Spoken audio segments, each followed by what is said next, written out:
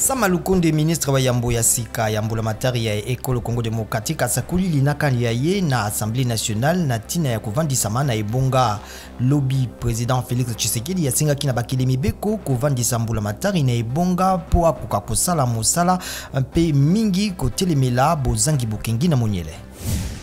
Bureau conjoint ya ONU pour na makoki mambomoto na RDC sengi enquête ya malamu likolo na lolenge police panzaki bato na botamboli o mwamposo pene na Martin Fayulu na lingomba la muka.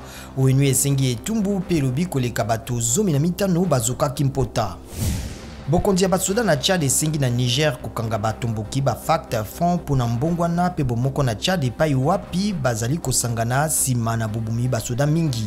CMT bokondia basoda bokambami na General Mahamat Idriss Déby mwana ya nkondo Maréchal Idriss Déby akufaki na bitumba na batomboki eboyi masolo na batomboki pe lobi mokambi ya fact Mahamat Mahdi Ali alukami na bazuzi na Libye.